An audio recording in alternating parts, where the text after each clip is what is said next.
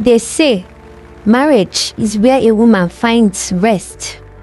But the man I married was never mine to begin with. I was married legally, publicly and respectably. I even slept beside this man, raised his children. Yet, every day, I watched another woman enjoy the part of my husband that was supposed to be mine. The most painful part of it is I couldn't fight. I didn't scream, I just stayed quiet. And that silence almost broke me. Now sit back, relax and listen carefully because this story might sound familiar to more people than we like to admit. But before I continue, please like this video, subscribe to my channel and share your thoughts. From the outside, Nora's marriage looked perfect. A decent apartment, a husband who worked in tech, 2 beautiful children, a boy and a girl. If you passed them on the street, you would think they were one of those God-went families. But friends, marriages do not fall apart in front of people. They break slowly in private moments that no one else notices. Nora was a quiet woman by nature. She had been raised to believe that calmness was strength and that confrontation was dangerous. Before their marriage entered the picture, Nora and her husband Mark were dating then, still learning each other. Her husband's bestie, Cynthia, was already present in their lives, already close to Mark and already important. When Mark introduced Cynthia as his female best friend while they were still dating, Nora felt uncomfortable immediately, but she smiled and said nothing. She told herself that questioning him would make her look insecure. Cynthia called Mark almost every day. Their calls were long and full of loud laughter, the kind that made it clear they were very close. Sometimes she didn't even call at all. She would just show up at his house without warning, acting like it was normal. Each time it happened, it reminded everyone that she had no boundaries and that Mark allowed it. "She's just a friend," Mark said gently. "I've known Cynthia for a long time now. You don't have anything to worry about." Nora nodded even though her chest felt tight. "When we get married," Mark continued, "you will be my wife and Cynthia is just a friend." The words sounded right at the time. The night before their wedding, Nora laid in bed thinking about all the times she has ignored her worries just to feel reassured. She remembered every smile Mark gave to ease her doubts and every promises that made her feel silly for even questioning him.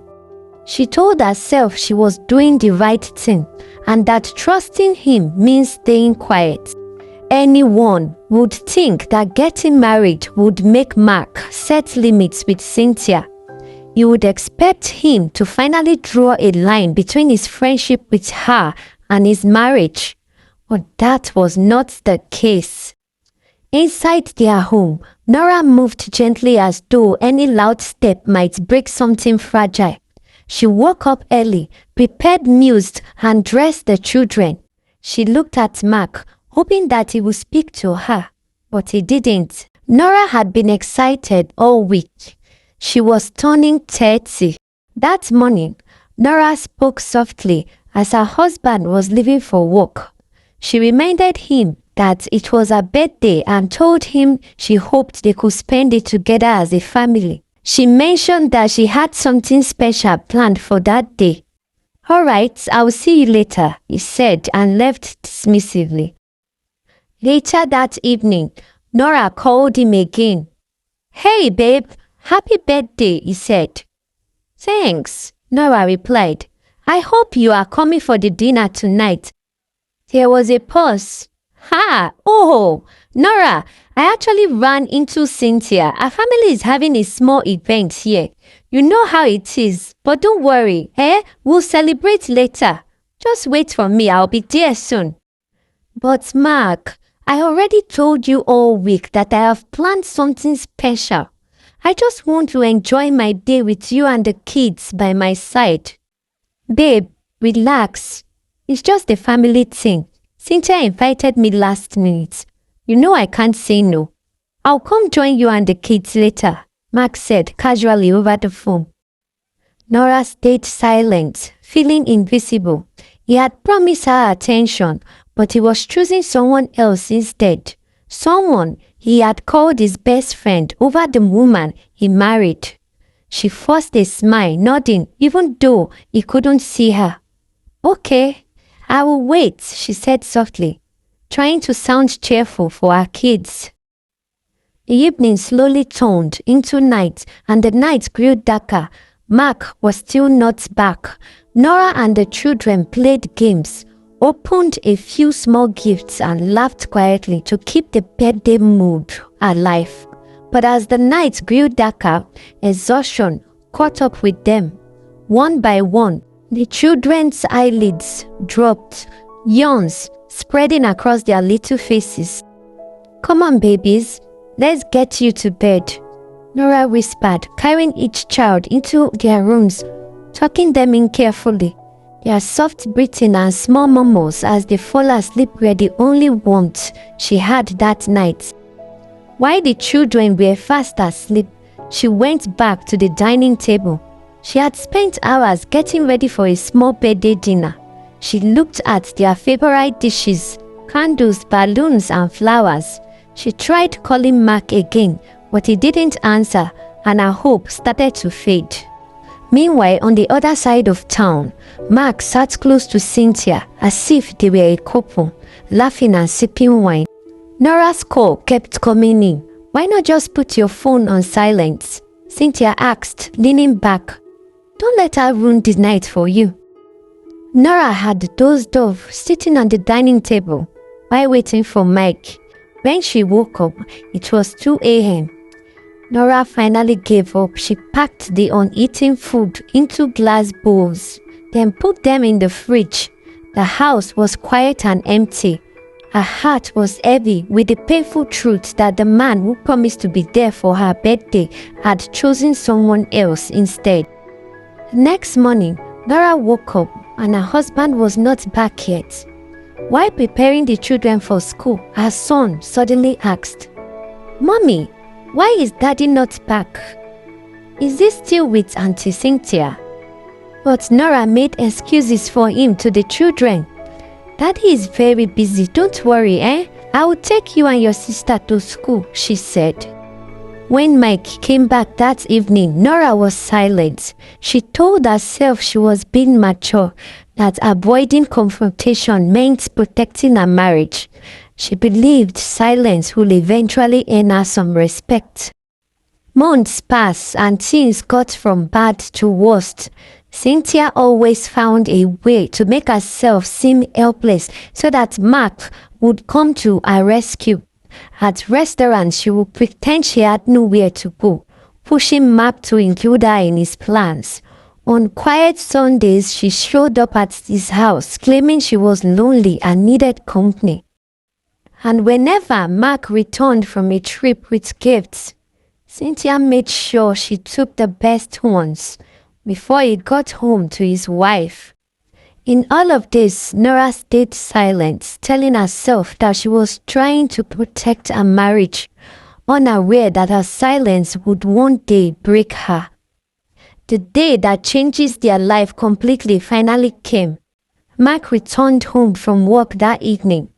Nora was in the living room with the children, helping them with their homework, while a cartoon played softly in the background. She looked up and smiled, expecting Mark to greet her. But he didn't. He walked past without a word and went straight to their bedroom. A few moments later, she heard the wardrobe open and clothes were being dragged out. Her heart sank, and she walked into the bedroom. Dear, she saw Mark quickly packing his suitcase. Where are you going to? She asked calmly. He didn't look up. I need a break, he said casually. Cynthia's birthday is next week, and I thought it would be nice for a getaway since I have 2 weeks leave. It's just a short trip, nothing to worry your head about. I will be back in no time. Nora felt her heart dropped. So, you want to travel to another country for 2 weeks, leaving me and the kids behind? You won't enjoy the trip, he replied coldly. And someone has to stay with the kids.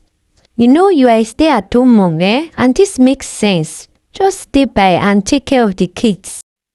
Before the argument could grow, there was a knock at the bedroom door. Nora opened it slowly, her heart pounding, and outside stood Cynthia smiling brightly with a suitcase in her hand. Hi, Nora, she said cheerfully. Is Daniel ready? I'm all packed. Nora looked at Cynthia and felt a deep ache in her chest. This was the same woman her husband called a friend, the same woman he was traveling with, and the same woman who had always been present in their marriage and their lives, slowly pulling Mark's attention away from her and the children. In that moment, Nora realized Cynthia has not just taken his time, but his care and focus too. And then she understood that this trip was not just a vacation, it was proof that her marriage has been slipping away for a long time. Nora's heart sank as she understood the truth. This wasn't a trip.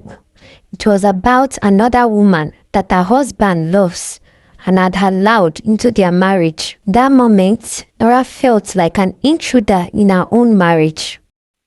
Mark picked up his suitcases and walked into the living room, where the children were seated on the floor with their toys. Daddy is traveling, he said lightly. Be good for your mother. The little girl jumped up and hugged his leg. Daddy, when are you coming back? Soon, he said quickly, patting her head. He bent down and kissed them both, already distracted and already halfway gone. Nora watched from the doorway as he opened the door for Cynthia and they both stepped inside. She stood there long after the sound of the car faded away. The moment Mark left the country with Cynthia, something felt wrong. His phone stopped ringing, his messages went unanswered. It was as if he had vanished into thin air. At first, Nora tried to stay calm. Maybe he is busy, she said softly to herself, checking her phone again. Maybe there is no network there.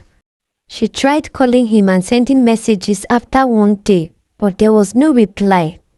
Then 1 week passed.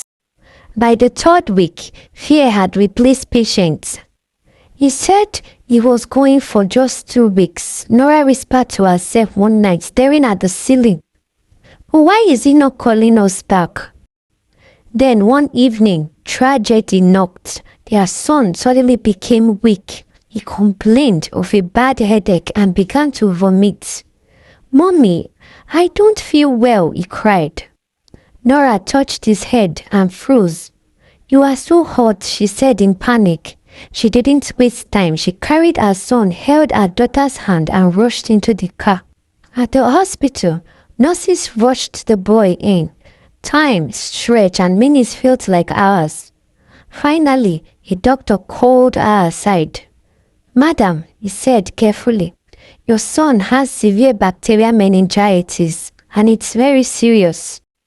Nora felt the world shift beneath her as if everything she believed in was suddenly unsteady. Please, she cried, gripping the doctor's arm.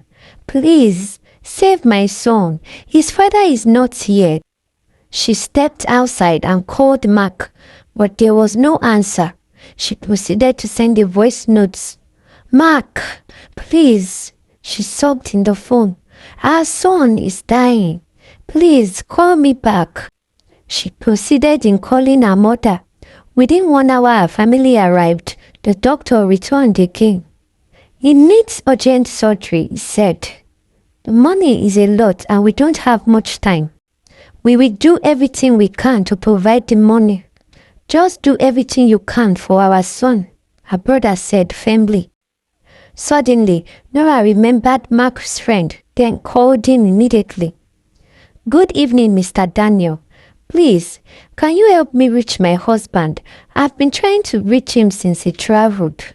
Our son is very sick. The man hesitated, then signed. I've been trying to reach him too myself. But you can call Cynthia, she is with him, he said. I'll give you her contact. With shaking hands, Nora typed a message to Cynthia.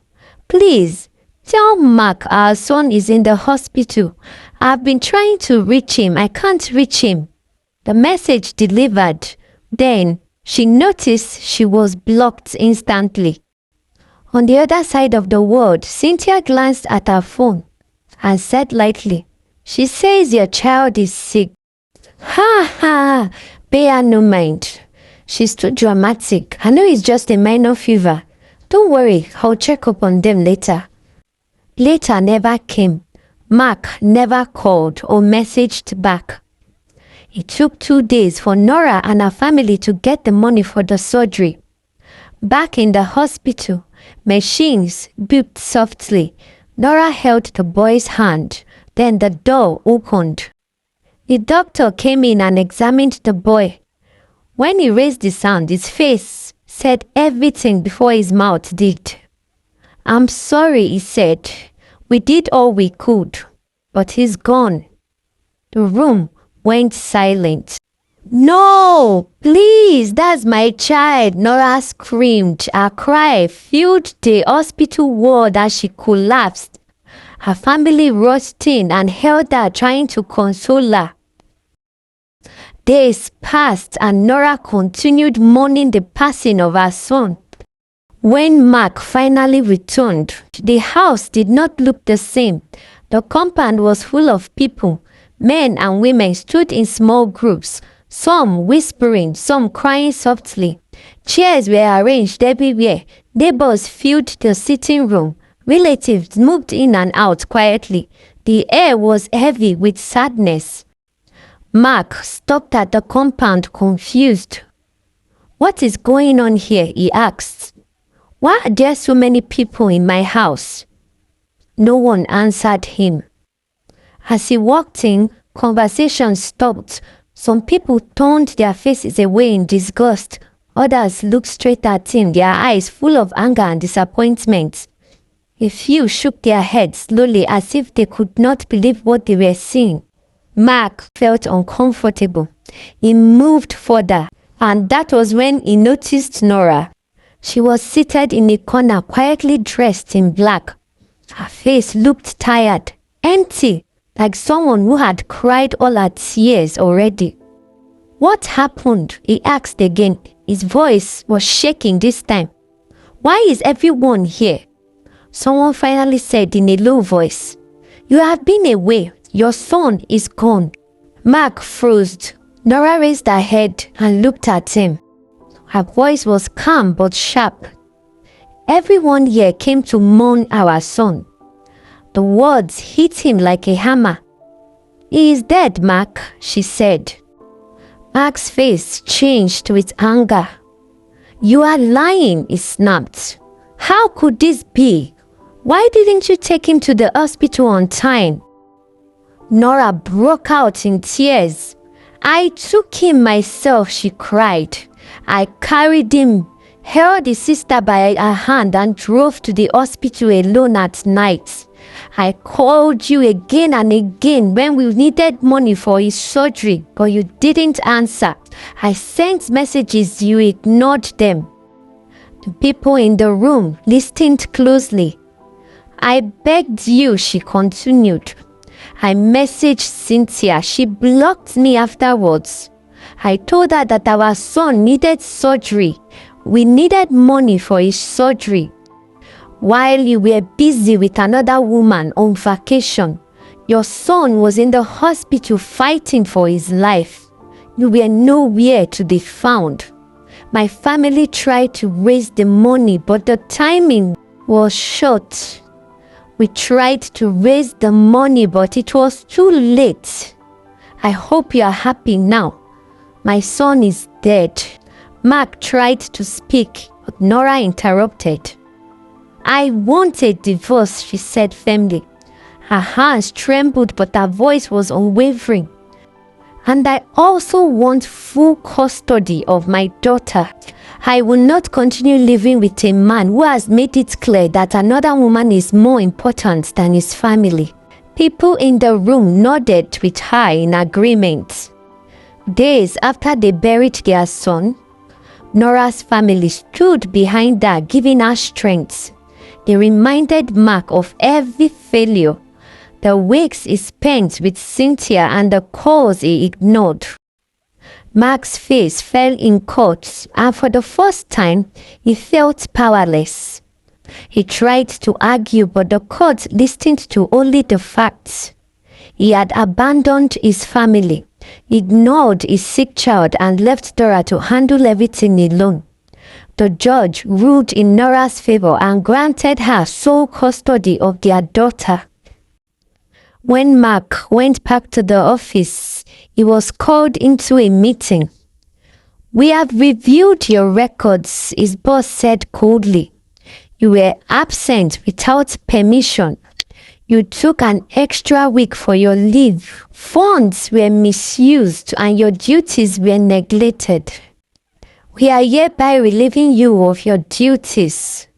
Mark's face fell in shock. Mark was later arrested by the police. The company discovered that he has been stealing from them, maybe to impress his mistress. The company later froze his bank accounts to recover some of the money Mark owed. He spent weeks in prison. When he was finally released from prison, he went to the only person he thought might still care. Cynthia, I need you, he said with desperation in his voice. She looked at him from her doorway and frowned. This is too much drama, she said. Everyone blames me for your son's death. I can't be involved in this. She closed the door gently but firmly, leaving Mark standing there stranded. Then came the money problems. Mark's bills piled up. His rent went unpaid. One morning, his landlord gave him a quit notice. Mark packed his things, sold his properties, and moved to a small room. This time, he had no wife, no children, no friend, no job, and no home. He realized what he had lost: the family, the respect, the life he had taken for granted. Everything was gone. Mark was left completely alone, surrounded only by the emptiness of his own choices. Nora, though scarred by loss and betrayal, started to rebuild her life. She started a business with the help of her family. She poured her love and energy into her daughter, creating a home full of warmth, laughter, and care. She went back to her passions, connected with friends, and even did small projects. She gained her independence and pride. Meanwhile, Mark's world crumbled after losing his job and financial stability. He struggled to keep himself afloat. Opportunities slipped through his fingers, and people who once admired him now turned away.